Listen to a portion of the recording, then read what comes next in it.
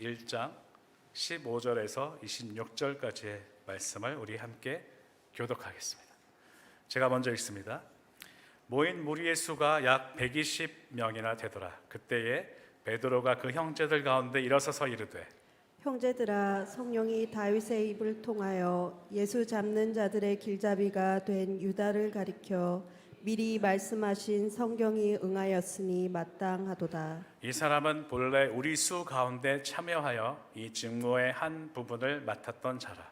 이 사람이 불의의 삭스로 밭을 사고 후에 몸이 곤두박질하여 배가 터져 창자가 다 흘러나온지라. 이 일이 예루살렘에 사는 모든 사람에게 알려져 그들의 말로는 그 밭을 아겔다마라 하니 이는 피밭이라는 뜻이라. 시편에 기록하였으되 그의 거처를 황폐하게 하시며 거기 거하는 자가 없게 하소서 하였고, 또 일렀으되 그의 직분을 타인이 취하게 하소서 하였도다. 이러함으로 요한의 침례로부터 우리 가운데서 올려져 가신 날까지 주 예수께서 우리 가운데 출입하실 때에 항상 우리와 함께 다니던 사람 중에 하나를 세워 우리와 더불어 예수께서 부활하심을 증언할 사람이 되게 하여야 하리라 하거늘. 그들이 두 사람을 내세우니 하나는 바사바라고도 하고 별명은 유스도라고 하는 요셉이요 하나는 matti아라. 그들이 기도하여 이르되, 무사람의 마음을 아시는 주여, 이 두 사람 중에 누가 주님께 택하신 바 되어 봉사와 및 사도의 직무를 대신할 자인지를 보이시옵소서. 유다는 이 직무를 버리고 제 곳으로 갔나이다 하고 제비 뽑아 마띠아를 얻으니 그가 11 사도의 수에 들어가니라. 아멘. 오늘도 이 예배를 통해서 우리 삶에 혁명이 일어나기를 간절히 바랍니다. 우리가 자주 쓰는 단어 중에 편안과 평안과 평화라는 단어가 있어요. 비슷한데 조금씩 그 뉘앙스가 다릅니다. 편안은 주로 우리의 어떤 몸의 상태, 또 내가 느끼는 순간적인 어떤 것들을 말할 때, 뭐 예를 들면 편안한 나의 상태, 편안한 내가 몸이 편안하다, 내 마음이 편안하다 이렇게 표현을 하죠. 그리고 평안은 뭘까요? 이거는 모든 게 이제 원만해서 개인적으로 마음에 걱정이 없는 상태를 말합니다. 또 가정적으로 불화가 없는 행복한 상태, 가난과 궁핍 등 경제적인 고통에서 자유로운 상태를 말할 때 쓰입니다. 편안이 좀 순간적인 개인의 상태라면 평안은 그거보다는 좀 더 길게 지속되는 개인의 상태를 표현합니다. 그러면 세 번째 평화는 뭘까요?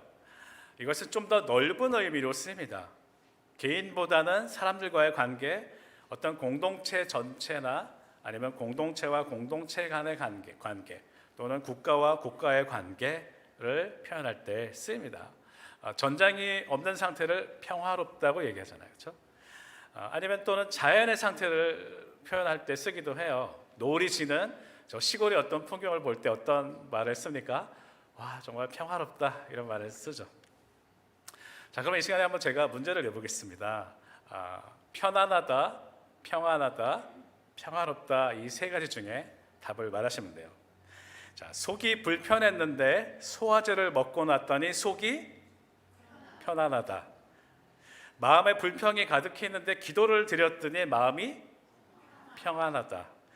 그동안에 힘들었던 분쟁이 해결되었더니 교회가 평화롭다. 오, 되게 잘하시네요. 와, 참 잘했어요.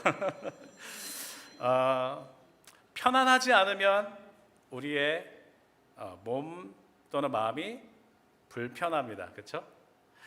또 평안하지 않으면 우리의 마음에는 불평이 생깁니다. 우리가 불평하는 이유는 우리 마음 가운데 우리 안에 평안이 없기 때문이에요. 또 평화가 깨어지면 우리 가운데 분쟁이 생기게 됩니다. 교회가 분쟁이 많은 경우에 그 안에는 예수 그리스도가 주시는 평화가 없기 때문이죠. 그러면 이 세 단어의 상관관계를 좀 살펴볼게요. 몸은 편안한데 마음에 평안이 없을 때가 있나요? 있죠, 그렇죠? 몸은 편해도 편안한 의자에 이렇게 앉아 있어도 이 마음에 번뇌가 가득 차 있을 때 우리는 평안하지 않습니다. 그럼 편안과 평안은 그렇게 상관관계가 없을 때가 있다라는 거예요. 그리고 소화제를 먹어서 속은 편안한데 가정에 평화가 없는 경우가 있나요? 있죠. 네, 있을 수 있습니다. 그러면 이 편안과 평화도 상관이 없을 수도 있다는 거예요. 근데 평안과 평화는 어떤가요? 평안하지 않은 사람들이 모여 있는 공동체에는 평화롭기가 쉽지 않습니다. 공동체가 평화롭지 않을 때에 그 분쟁 가운데 있을 때는 우리 마음 가운데 평안이 없을 때가 많아요. 그래서 이 두 단어는 서로 영향을 미치는 것 같습니다.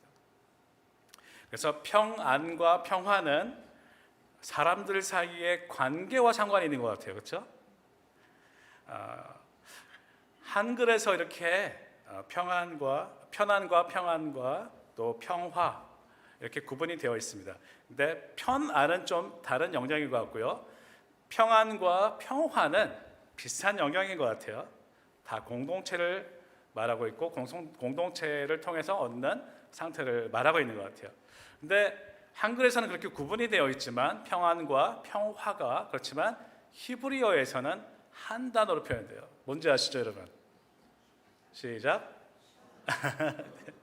우리 교회 아주 네, 샬롬이라는 이 히브리어는 그 평안과 평화라는 두 가지 뜻을 다 가지고 있어요.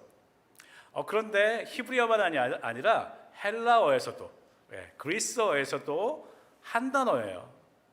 에이레네라는 단어입니다. 이 마찬가지 에이레네라는 단어도 평안과 평화의 뜻으로 다 사용할 수 있어요. 한글에서 말하는 개인적인 영혼의 평안한 상태에서도 쓰이고 그리고 공동체적인 그런 평화의 상태에서도 쓰이는 단어라는 거죠.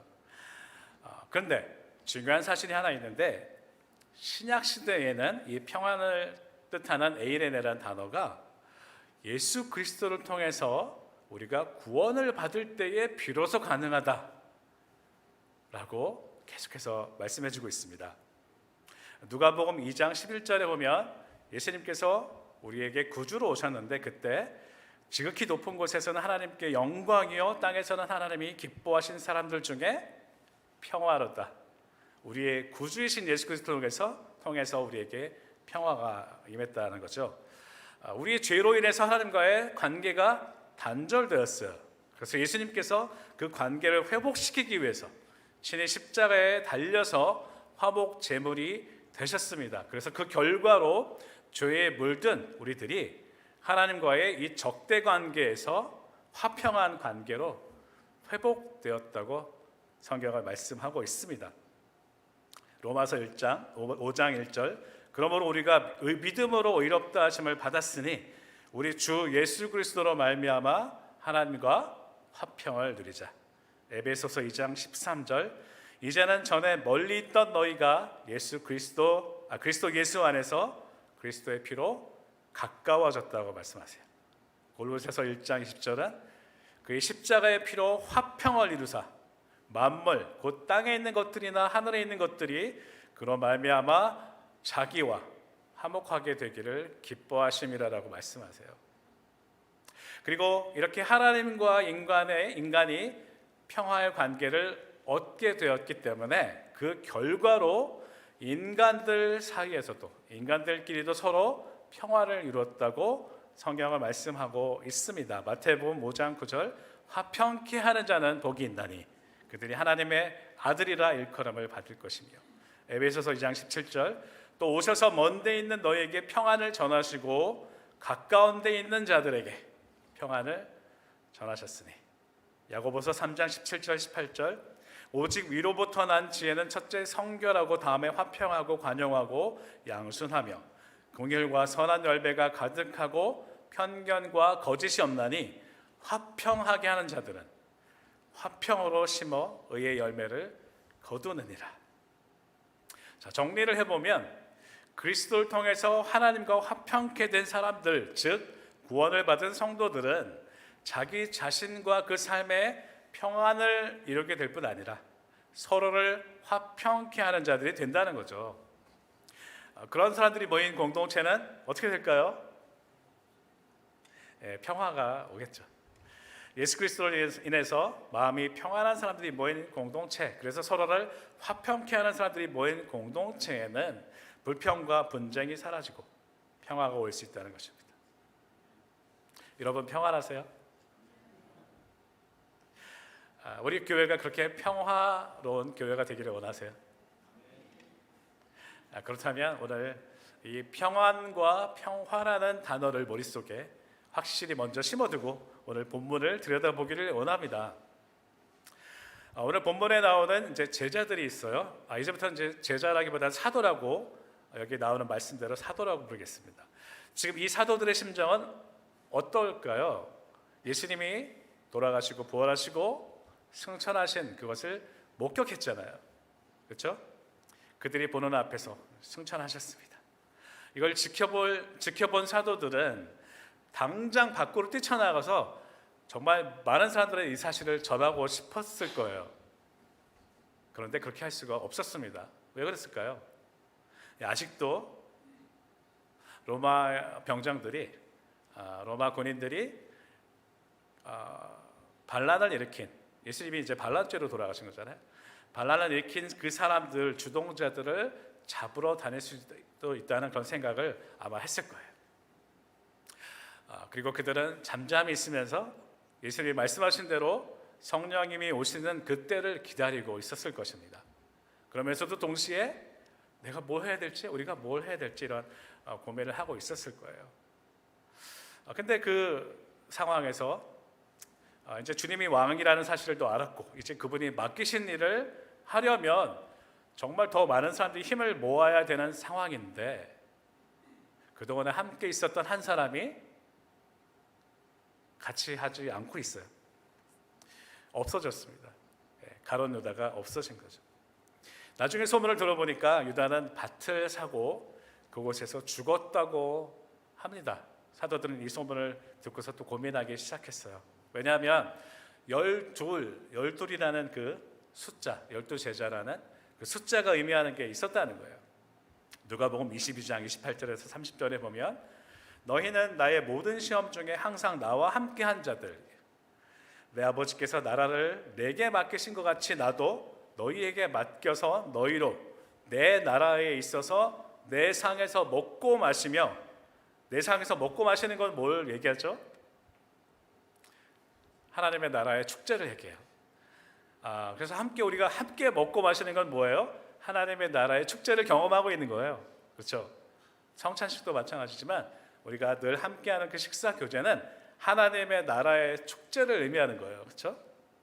그래서 예수님께서 말씀하시는 거예요. 그래서 너희들도 그 나라에 있어서 그 내상에서 먹고 마시며 또는 보좌에 앉아 이스라엘 12지파를 다스리게 하려 하노라라고 말씀하셨어요. 그래서 이스라엘의 족장을 대표하는 그런 상징적인 의미로 예수님이 12제자를 세우셨습니다. 그래서 아마 이 말이, 예수님께서 하셨던 말이 기억이 났을 거예요, 제자들은. 또 한편으로는 가슴 아픈 일이잖아요. 가룟 유다가 이제 죽었는데 왜 그 죽음이 일어날 수밖에 없었는지에 대해서 계속해서 아마 그 해답을 찾으려고 했을 거예요. 하나님의 뜻이 과연 무엇인지, 그게 하나님의 뜻이라면, 그게 분명하다면 하나님의 말씀 안에 그 이유가 있을 것이다 라고 생각하고 말씀을 계속해서 상고했을 것입니다. 지금 우리 새벽교회도 이제 하나님의 나라를 이루기 위한 이런 고민들을 하기 시작했어요. 그렇죠? 하나님의 나라를 이루기 위해서 우리가 어떻게 해야 될까? 그 해답을 얻기 위해서 우리는 지금 이제 고민을 하고 있습니다. 어떻게 해야 될까요? 구글에 가서 서치를 해야 될까요? 물론 세상의 지식도 필요합니다. 그래서 하나님의 나라를 이루기 위해서는 세상의 지식도 필요하죠. 그렇지만 가장 먼저 말씀에서부터 해답을 찾고 함께 한 마음으로 기도해야 합니다. 오늘 말씀에 나오는 이 사도들처럼 말이죠.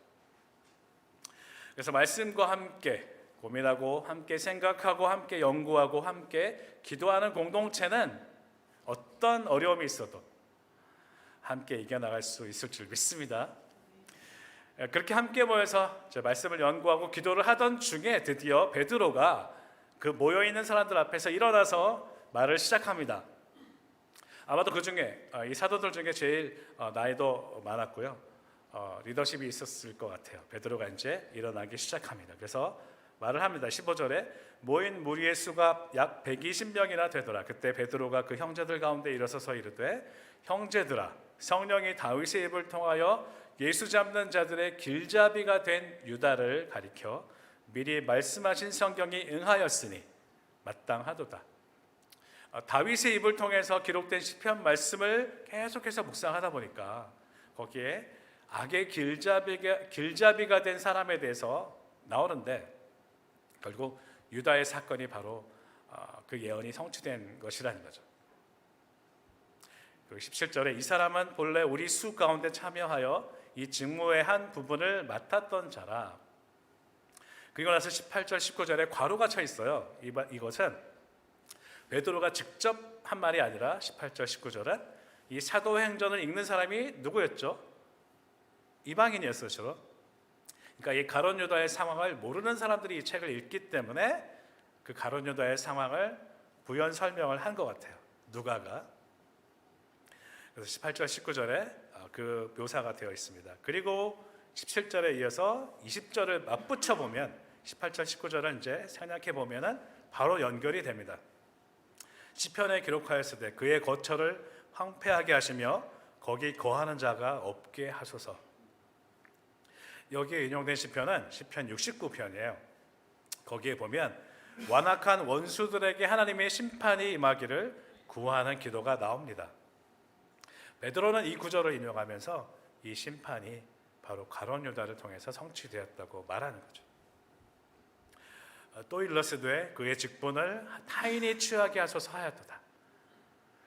이 말은 시편 109편의 이야기예요. 109편에서 보면 시편 기자가 원수가 가진 직분을 다른 사람이 취할 수 있게 해달라고 기도를 하는 장면이 나옵니다. 그래서 베드로도 이 구절을 통해서 가룟 유다의 직분을 대신해서 다른 사람이 누군가 취해야 된다는 그 설명을 하고 있어요. 사람을 세우는 건 쉬운 일이 아니에요, 그렇죠? 아마 교회에서도 많은 문제들 가운데 어떤 사람을 세우는 경우, 그 과정에서 또 그 뒤에 일이 생기는 것을 보게 됩니다. 사람들은 내 마음에 안 드는 사람이 세워지면 불만을 갖게 돼요. 뒤에서 불만을 얘기하기도 하고 또 그 사람이 주도하는 교회 일에 참여를 안 하기도 합니다. 근데 정말 하나님의 나라를 성도들이 살아가고 있다면 어떻게 할까요? 우리 가운데 완벽한 사람이 없다라는 것을 압니다. 만약에 그 사람에게서 어떤 단점이 발견되면 어떻게 할까요? 내가 그 단점을 채워가려고 하겠죠. 그리고 함께 기다려줍니다. 내가 채울 수 있는 부분이 무엇인지를 계속 고민하면서 기도하는 사람들이 모인 교회, 그런 새벽교회가 되기를 저는 정말 바라고 기도하고 있어요. 이번에 새롭게 세워진 사역팀장들을 위해서 그런 마음으로 함께 기도해 주시면 좋겠습니다. 그래서 정말 아름다운 동역이 이루어지는 사랑의 공동체가 되기를 주님 여러분 축복합니다. 베드로를 비롯한 이 사도들도 정말 주님이 보시기에 합당한 사람이 세워지기를 바랬을 거예요. 그래서 그 자리에 세울 수 있는 어떤 사도의 조건을 생각해냅니다. 첫 번째는 하나님의 나라가 선포되었던 침례 요한의 때부터 시작해서 주님께서 승천하실 때까지 사도들과 함께 계속 있어 왔던 사람이어야 된다는 거예요. 두 번째는 예수님께서 부활하심을 증언할 사람이어야 한다는 것입니다. 21절과 22절에 나와 있습니다. 부활하심을 증언한다는 것은 뭘 말하는 것일까요? 지난주에 말씀드린 것처럼 무엇을 전하는 것이 증인일까요? 그리스도가 왕이심을 전하는 거죠. 그래서 전령들이 왕이 등극했다라는 사실을 알렸던 것처럼 그리스도께서 이 땅에 오셨고 죽으셨고 부활하셨고 하늘로 올라가셨다는 그 사실을 알고 전하는 사람, 다시 말하면 하나님께서 왕이시라는 사실을 전하는 사람. 그래서 그 천지를 만드신 하나님이 우리를 회복시키셨고, 사형 선고를 받았던 우리들을 위해서 대신 죽으셔서 다시 부활하셨고, 그 죽음을 주관하는 사탄의 권세로부터 승리하신 진정한 왕이 바로 예수 그리스도다라는 것을 전할 수 있는 사람이어야 한다는 것입니다. 그리고 그 조건에 맞는 몇 사람들 중에서 두 사람을 세웁니다. 첫 번째는 바사바라고도 하고 유스도라고 하는 요셉이었어요. 그리고 또 하나는 마띠아였습니다. 두 사람을 세우고 나서 또다시 기도합니다. 24절에 그들이 기도하여 이르되 못 사람의 마음을 아시는 주여, 이 두 사람 중에 누가 주님께 택하신 바 되어 봉사와 및 사도의 직무를 대신할 자인지를 보이시옵소서. 유다는 이 직무를 버리고 제 곳으로 갔나이다 하고 제비를 뽑아서 마띠아를 얻습니다. 그리고 그 마띠아가 이제 11 사도와 함께 사도가 됩니다. 정말 우리의 마음을 다 아시는 주님, 우리는 다 몰라요. 그 마음에, 사람의 마음을 꿰뚫어 보지 못합니다. 일단 여기 있는 이 두 가지 조건에 의해서 두 사람을 세웠지만 우리는 다 볼 수 없어요. 그렇지만 모든 것, 사람의 마음을 아시는 주, 우리 사람의 마음을 꿰뚫어 보시는 주님께서 택하여 달라고 기도를 하는 거예요. 그리고 나서 어떻게 하나요? 기도한 다음에 누가 더 적합한지 능력 평가를 하나요? 아니면은 120명에게 투표지를 돌려서 투표를 하나요? 아니면 경쟁을 붙여서 누가 더 잘하나 그 결과를 보고 뽑나요? 그게 민주주의 아닌가요? 네, 근데 사도들은 이 두 사람을 그렇게 뽑지 않습니다. 그거는 힘의 시스템인 거예요. 로마 제국적인 방법이라는 거예요. 그 방법을 선택하는 게 아니라 하나님이 직접 선택하는 방법으로 제비 뽑기를 합니다. 제비 뽑기라는 것은 그래서 두 사람이 다 사도가 되어도 괜찮은데 이 사도들이 보기에는 이 두 사람 중에서 하나님이 선택해 주십시오라고 하나님께 맡기는 거예요. 믿음의 방식이었던 거죠. 그런데 생각해 보면 그 중에는 아마 70인 중에서 뽑았을 거예요, 그렇죠? 예수님의 12 제자가 있고 또 70인의 제자가 있었는데 이들은 그 전부터 계속 예수님과 함께한 자들이었거든요. 근데 이들 중에는 이렇게 얘기하고 있는 베드로와 가까운 사람도 있었을 거예요, 그렇죠? 또는 야고보와 요한과 가까운 사람도 있었을 거예요. 더구나 그 중에는 아마 예수님의 동생이었던 야고보도 나중에 그 안에 합류가 됐을 거예요. 우리 상식적으로 생각할 때는 누가 제일 막강한 후보일까요? 네, 예수님의 동생 야고보 정도. 정말 막강한 후보가 있었음에도 불구하고 전혀 성경에 그동안에 등장하지 않았던 두 사람이 이름이 등장하고 있어요. 뭘 말하는 걸까요?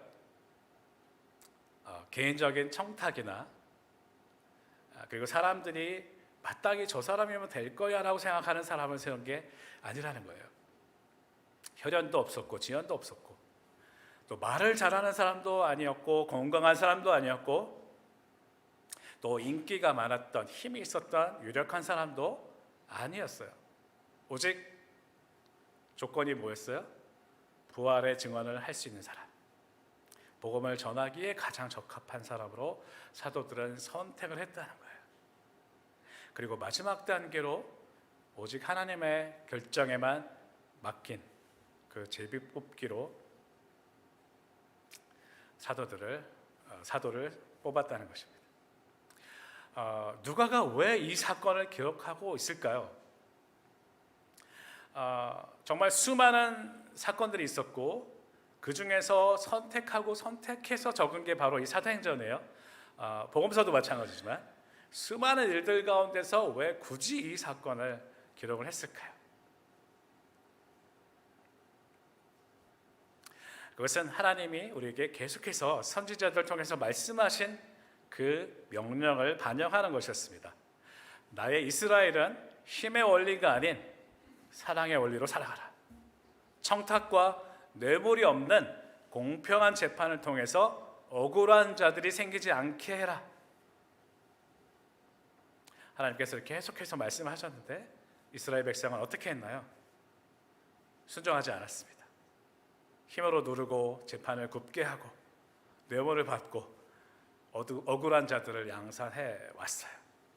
약자와 가난한 자들 돌보지 않고 환대하지도 않고 버려두었습니다. 결국 하나님도 이스라엘을 그렇게 버려두셨어요. 바벨론의 포로로 잡혀가게 하십니다. 그리고 세월이 흘러서 이 땅에 예수 그리스도를 보내셔서 예수 그리스도의 환대와 치유와 십자가의 죽음과 부활을 통해서 깨어진 이스라엘을 다시 회복시키시고 하나님의 나라를 이루어 가시는 그 첫 출발선에 지금 서 있는 거예요. 그렇죠? 바로 교회가 시작되는 이 타이밍에서 누가는 우리에게 뭔가를 보여주려는 것 같아요. 뭘까요? 네, 바로 예수 그리스도를 통한 평화의 공동체입니다. 하나님께서 평화를 이루는 곳에는 반드시 나타나는 것이 또 하나 있었는데 그게 뭐냐면 하나님의 공의였어요. 공의와 평화는 항상 같이 간다는 거죠. 시편 85절 10절 85편 10절 인내와 진리가 같이 만나고 의와 화평이 서로 입맞추었다고 얘기하고 있어요. 이사야 32장 17절 공의의 열매는 화평이요 공의의 결과는 영원한 평안과 안전이라. 로마서 14장 17절 하나님의 나라는 먹는 것과 마시는 것이 아니요 오직 성령 안에 있는 의와 평강과 희락이라.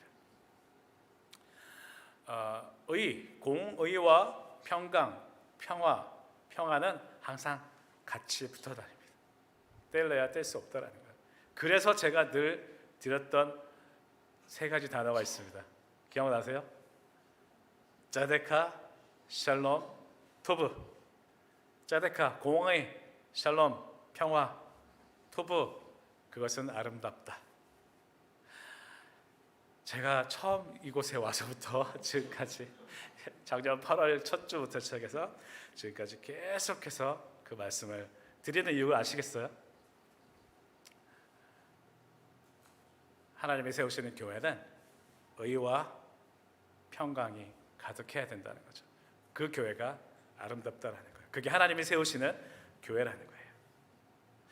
누가는 이 사도행전을 이제 시작하면서 산을 깎아서 골짜기를 메우시는 하나님, 땅을 평탄케 하시는 하나님의 공의와 평화가 이루어지는 그 교회, 그 아름다운 교회는 바로 이렇게 시작한다는 것을 우리에게 오늘 말씀해 주고 있습니다.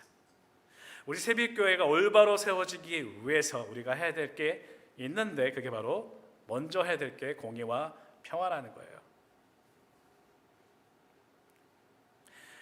그런데 오늘 이 본문을 보면서 제가 항상 궁금했던 게 있었어요. 여기 제비 뽑을 때 두 사람이 올라왔잖아요. 유스도와 마띠아가 올라왔는데 그 두 사람의 관계는 어땠을까요?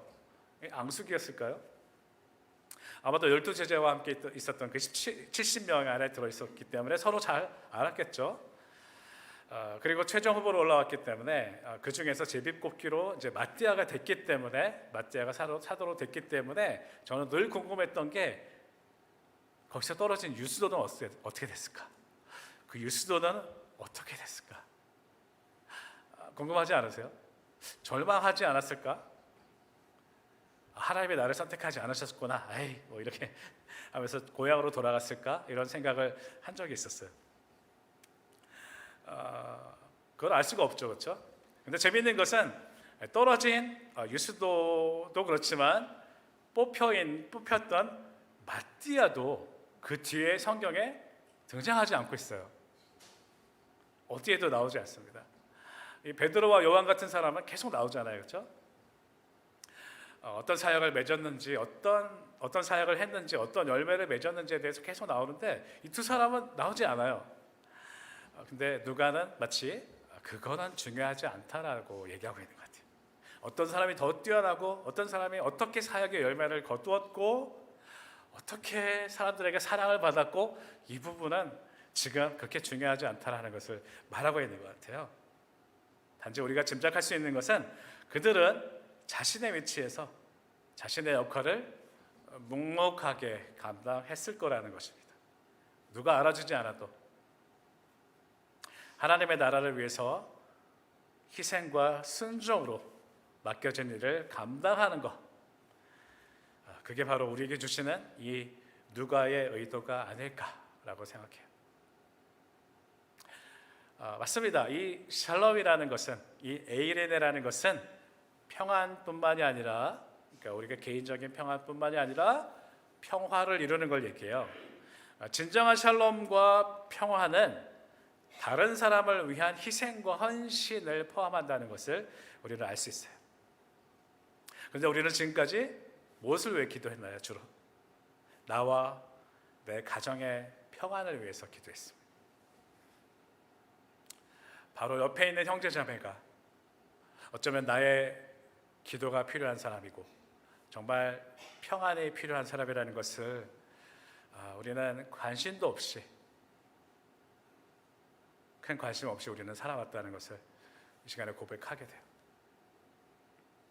그 사람을 섬기고 도우라는 그 하나님의 음성을 우리는 계속해서 외면하면서 살아왔습니다.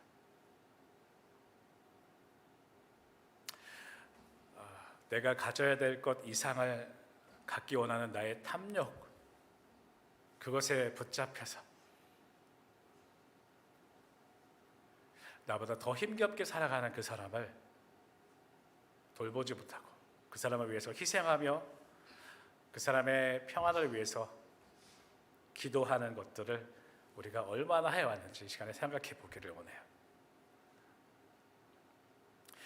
그리스도께서는 십자가의 고통을 감당하시면서까지 우리에게 그 평화를 회복해 주셨는데 우리는 그리스도를 닮아가는 그리스도인이라고 말하면서도 여전히 나의 자아가 살아서 십자가에 못 박히지 못하고 다른 사람의 평안과 평화까지도 빼앗아가는 삶을 살지는 않았는지, 그들을 위해서 살아가라는 그 하나님의 음성을 애써 외면하면서 못 들은 척하면서 살아가지는 않았는지 오늘 이 시간에 한번 돌아보기를 원합니다. 사랑하는 성도 여러분, 우리가 그동안에 나와 내 가정의 평안을 위해서 그것을 누리려고 많은 시간을 보내왔던 것 같아요. 그렇죠? 새벽마다 하나님이 주시는 평안과 안정과 감사와 기쁨들을 누리려고 우리는 기도했고 우리는 예배를 드렸고 또 헌금을 드렸고 봉사를 해왔습니다. 그런데 오늘 말씀을 보면서 진정한 성도의 샬롬은 내가 누리는 평안에서 끝나는 게 아니라고 말씀하세요. 나를 위한 샬롬, 나만을 위한 평안에서 이제는 모두를 위한 샬롬, 그 평안을 이루는 삶을 살아가라고 촉구하시는 말씀입니다. 이제 우리가 어떻게 해야 될까요? 우리 공동체 안에 그런 그리스도의 평화가 무너졌다면 이제 평화의 왕이신 그리스도 앞에 다시 나가면 됩니다. 우리 가정에 어떤 평화가 깨어졌다면, 어떤 신뢰가 깨어졌다면 우리를 화평케 하시는 자로 세우시는 그 하나님 앞에 나가서 무릎을 꿇으면 돼요. 우리 직장 가운데 깨어진 관계가 있다면 오늘 주님 앞에 나갑시다. 그래서 나를 화평케 하는 자로 세우신 그 하나님께 긍휼을 구합시다. 자비를 구합시다. 우리가 그렇게 자비를 구할 때, 긍휼을 구할 때 우리 안에 그리스도의 평안이 넘칠 것을 믿습니다. 아까 말씀드렸던 팔복에 나왔던 말씀, 마태복음 5장 9절, 화평케 하는 자는 복이 있나니 그들이 하나님의 아들이라 일컬음을 받을 것이요. 네, 여기 딸들은 섭섭해하지 마시고요. 이거는 그냥 대표성이에요. 대표성. 딸을 빼놓은 게 아니에요. 우리는 화평케 하는 자예요. 그렇죠? 즉 하나님의 자녀입니다. 하나님의 자녀는 하나님께서 반드시 평안을 주실 거라는 것을 여기 복 있는 자라고 말씀하셨어요. 그 반드시 평안을 주실 거라는 것을 우리가 믿을 때 우리는 이제 나만이 아니라 화평케 하는 자, 평화를 가져다 주는 자가 될 수 있다는 거예요. 오늘부터는 나와 우리 가정의 평화만이 아니라 모두를 위한 평화의 삶을 살아가시는 저와 여러분이 되시기를 주님의 이름으로